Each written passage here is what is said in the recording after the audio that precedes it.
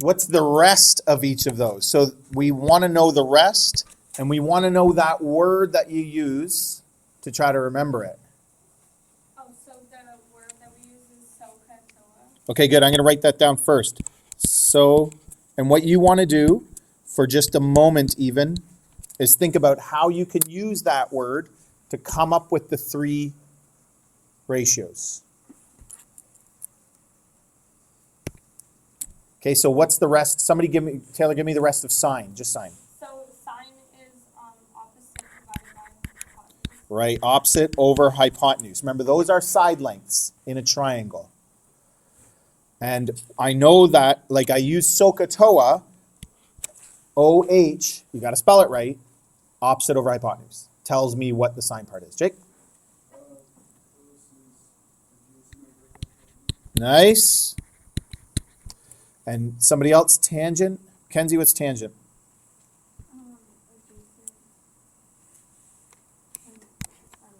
Look, right there.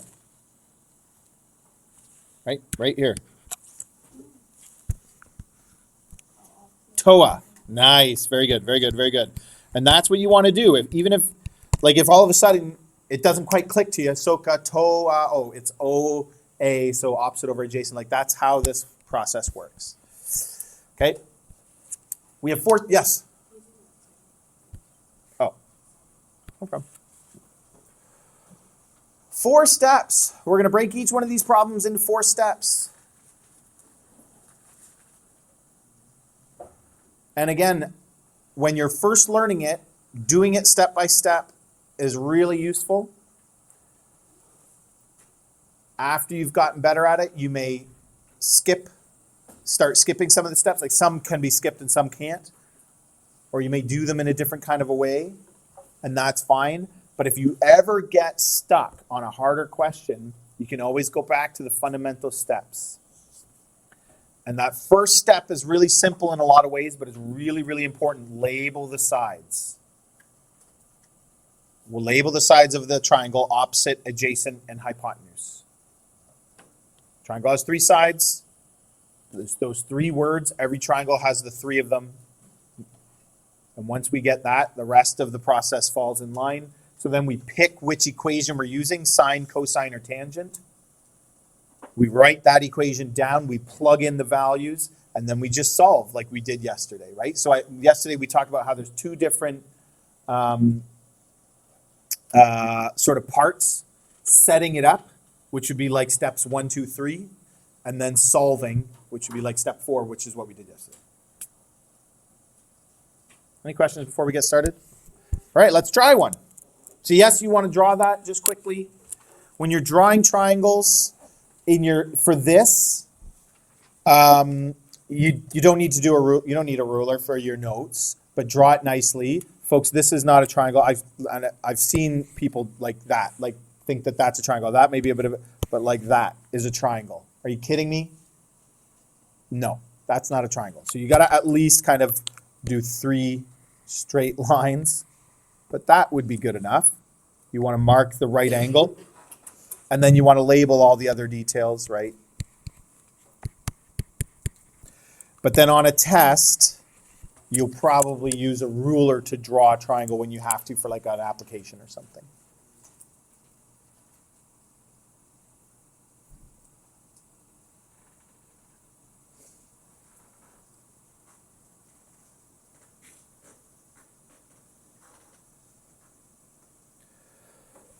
So label the sides.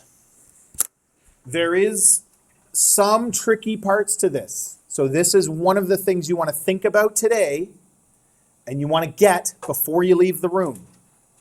Does that make sense? So you got to try a few examples today and make sure you understand about how to label the sides, because it seems easy when I do it, I know. But then when you have to do it yourself, it's a little bit trickier. And I have a certain way that I do it. You don't have to do it my way. Everybody's a little bit different, but I'll walk you through the way that I think about it, and if that works for you, then go for it.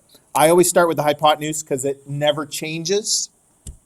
It's across from the right angle, so it's kind of an easy one to start with.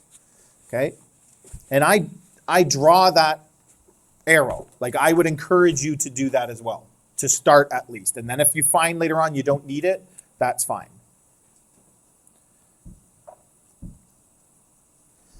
And then I look at the angle that I'm talking about because all of this is relative to the angle. 68 is the angle that we're given. So that's the angle that we're talking about. So I go across from that angle. And what's that side going to be? That's opposite. It's opposite of the angle that we're talking about. And then the last one, I always leave adjacent for the end, and the last one is adjacent. But I want you to put your pencil down and watch for a minute. Here's something that is very tricky. So this is something that everybody at some point thinks about as they learn trigonometry and get better at it. Opposite and adjacent were for the 68. What if I erased the 68? This angle has to be 22 degrees because 180 minus 90 minus 68 is 22, so that angle is 22, okay? We don't need it, but it turns out that's true. So if I erase 68 and put 22 here, what happens to opposite and adjacent? Ethan? They have to switch, very good. So in a triangle, it's not given which one is opposite. It depends which angle you're talking about. Hypotenuse is always hypotenuse. That never changes because it's across from the right angle. And remember, SOHCAHTOA is right angle trigonometry, right triangle trigonometry. They'll always have a right angle. Across from that is hypotenuse. Opposite and adjacent only happen when you know which angle you're talking about. And that can be tricky when you start working on this on your own, not just watching me do it. Adam, did you have a question? No. You sure? Okay. Now, I always add this other little step. You don't have to do this, but at least at first it really helps, is I circle the two that have like either a number or a variable beside them, like that.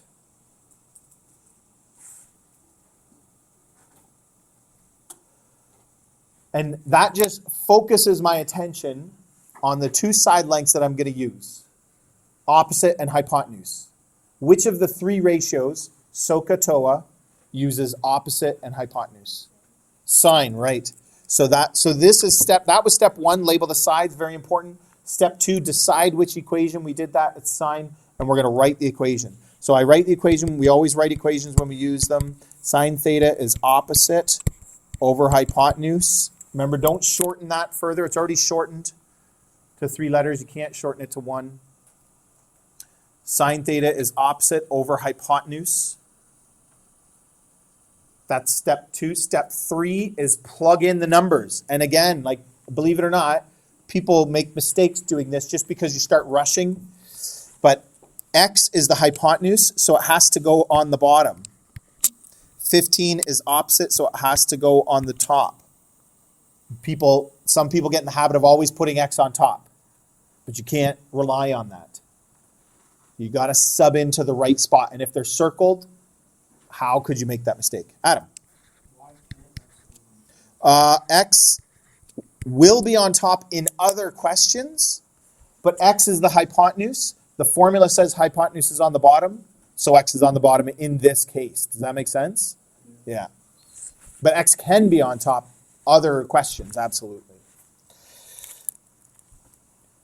Okay, and so now we're done. Now it looks like a question from yesterday. How do I solve this one? Brianna? Yep.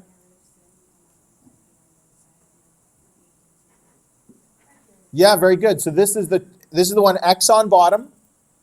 And if you want to do the shortcut, if you get the trick, if you get that and you can remember it, trades places with sine 68. So my next step would look like this. If you want to see why, go back and check out the lesson from yesterday. I can show you after. We're skipping an algebra step there. It's a lot of writing to write it every single time. You're welcome to, but you don't have to. Once you've done it a dozen times or a couple dozen times, you might be like, yeah, okay, I can start skipping that step. Okay, so they trade places. And try on your calculator. Again, a lot of trigonometry is being able to do it properly on your calculator. So give it a try. Depends on what kind of calculator you have, how you type it in. 2 line, 15 divided by sine 68. A lot of it has to do with the sine 68 part. If you have a one-line calculator, you have to put 68 first and then hit sine. So if you have a one-line calculator, you would do 15 divided by 68 sine equals. And we're rounding, so we use a rounding symbol, and it's a side length. Everything today is side lengths. So we typically round side lengths to 1 decimal place. That's like our go-to standard. I got 16.2. Anybody else get 16.2? Nice. Does that answer make sense? Always useful with trigonometry. Diagrams are not always drawn to scale. I try to keep them reasonable, but it doesn't always happen. So does that look like a 68-degree angle? I would say it's close enough to hard. It's very hard, even for like people who are good at math, to estimate angles. It's actually, I find it at least really, really hard. But yeah, it turns out that's about 68, 70 degrees. It's a lot bigger than that one. That makes sense. This is certainly a right angle. So if this is 15, does it make sense that that's just over 16? Yeah? What if I got just under 15, like 14.5? Ethan? Yeah, it would. What else would be wrong with that? If I got 14.5 here, Thomas? Yeah, you're right. There's another way we can think about this, though. A lot of you have said this before. What do we know about the hypotenuse in a triangle? It's always the longest. This is 15. If I find the hypotenuse to be 14, I did something wrong. I probably put x on top when it was supposed to be on the bottom. Okay? So it's got to be bigger than 15. We know that. How much bigger exactly? I don't know. If I got 40 here, I'd be like, that seems weird. That doesn't look quite right. Okay, so if the better you get at this, the more you do, the easier it will be to estimate, or not even estimate, but sort of get a sense of whether your answer is right or not. All right, we're going to do a couple more.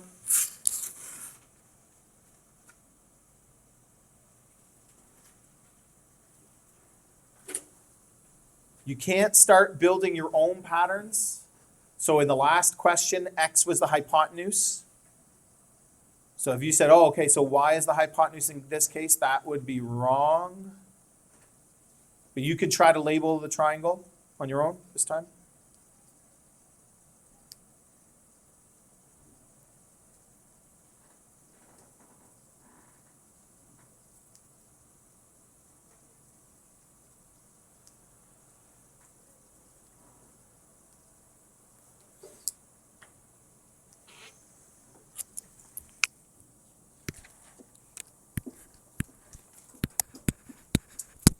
Hopefully you started with the hypotenuse. Now you got to find opposite and adjacent.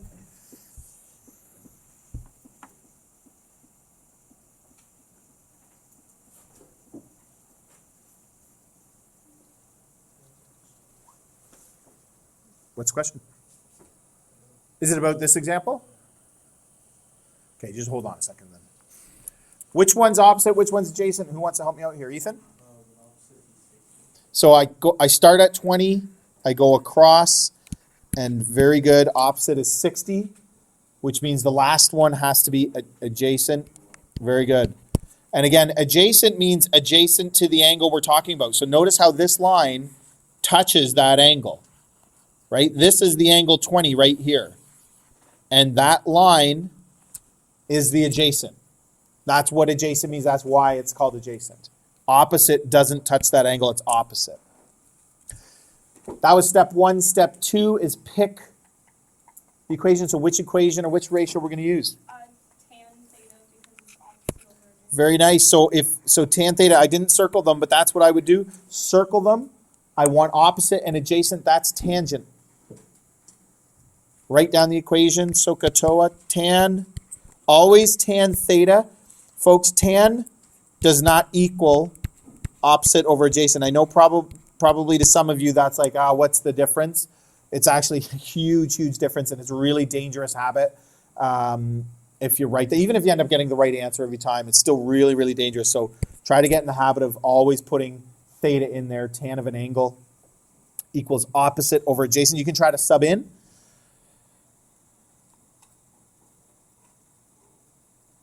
Yeah.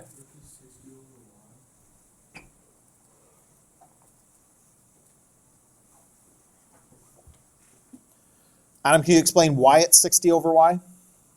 Because 60 is the opposite and y is the adjacent. Awesome. Opposite and the adjacent. Perfect. Great explanation. So tan of 20 is 60 over y. And this, go ahead and solve it. This looks exactly like the last one. It's x on the bottom again.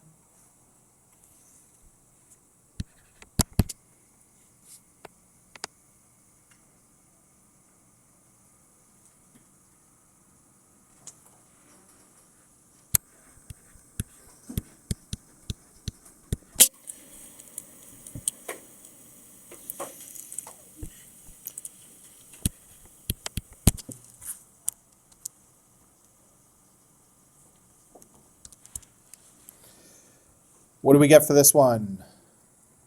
Adam? Probably not right, but 0.36. Hit equals. 21.8. 21.8. I think you multiplied. I think we're supposed to divide. What'd you get, Taylor? I don't know if this is regular, but I got 148.5. 48.5. I got 164.8. Okay, that's what I got, 164.8. It actually sounds, Taylor, like you got the same answer. You just maybe read it wrong off the calculator. Yeah, I think so. 164.8. Anybody else get that? I think that's probably right. Good. How could I tell which of those makes sense? Folks, if you're getting the wrong answer right now, practice a little bit. Trust me, this gets easy quickly, and you start getting the right answer every time. So don't get frustrated. Okay, really, really believe me when I say this. How could I tell which of those is right? Ethan, what do you think? I was actually going to ask. Okay, go ahead. How do you get a larger number by dividing? Well, good question. If you take the tan of 20, it gives you a really small number. When you divide by a small number, you get a bigger number. Oh, okay. When you divide by a number that's like smaller than 1, it makes the number bigger. Oh, okay. It's just the way it works. So tan of 20 is a small number. And in fact, Adam, when he gave us his first answer, he even said, I'm not sure this is right, because it looked like it might not be. It was like 0 point something. And that's what you want to be doing. You want to be thinking about your answer as you go. How can I tell? So we got like 0.4, we got 16, or I can't remember exactly what it was, 12 or something like that, and then 164. How do I know which of those three answers is right? Yeah, so look at the triangle. We talked about this yesterday. We did the visual. If this angle is small, this side length is going to be small, and the other one's going to be bigger. Like, think about that triangle. This side length has to be bigger than that side length. This one's 60. This one's 100, almost 165. That's a lot, but you know what? It seems reasonable to me. That side length looks like it could be twice the other one. Take a look at this thing that we were looking at yesterday. When I make the angle bigger, I do that by making the side length bigger. When I make the side length smaller, the angle has to get smaller. Smaller side lengths go with smaller angles. Smaller side length is making this angle smaller. There's a connection there. That small angle has to have a small side across from it. Really important to think about. And this one was meters. Add units, and we're good. Okay, one more. Again, you can go ahead and give this one a try, get it started. If you think you can do it from start to finish, do it. But remember, what's the first, like start just with steps. What's the first step? Label the sides, so start with that.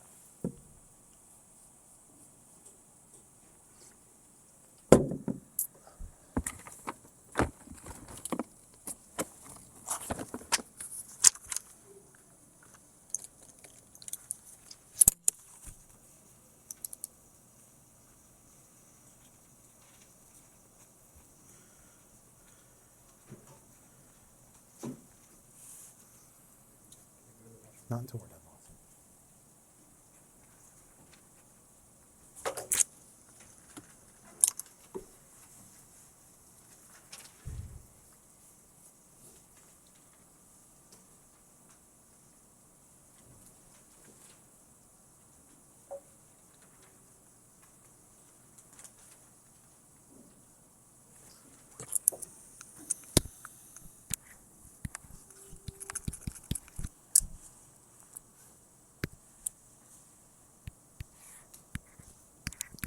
You can check and see if you labeled the sides right.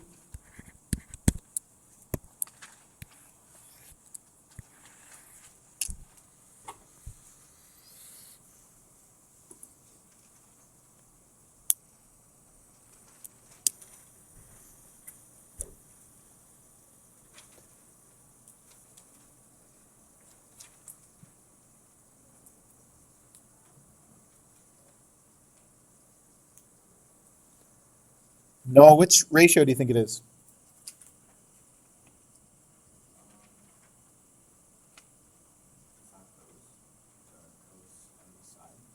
Cosine. Yep. Why'd you pick cosine? Okay, very good.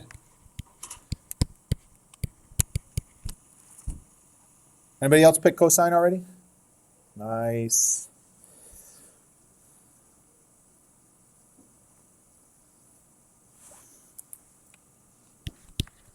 Another thing you really need to be thinking about consciously, it's always cosine or sine or tangent of an angle.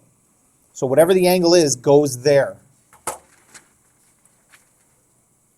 And tomorrow we're going to talk about finding angles. So if you don't know the angle, then you leave a variable there.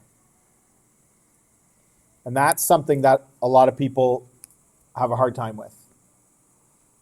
Again, I think it's because of lack of practice, but it's not a hard idea. You just got to kind of get it to click. But this is always an angle. And I put A over 8.9 because it's adjacent over hypotenuse. A was adjacent. Hypotenuse is 8.9. This is the kind where you multiply by 8.9 on both sides, so it ends up being 8.9 times cosine of 33 equals A.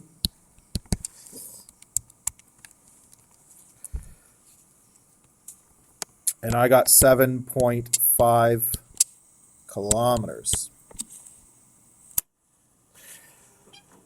Some of the questions we were dividing. Some of them we were multiplying. If you do a whole bunch of practice questions and all you ever do is multiply, you're making a mistake, right? You got to know when you use which one. And so we've talked about that. So hopefully you're starting to figure that out. But that's another one of the things that you really want to make sure you're getting. That sometimes you're multiplying, sometimes you're dividing. Brianna, you had a question?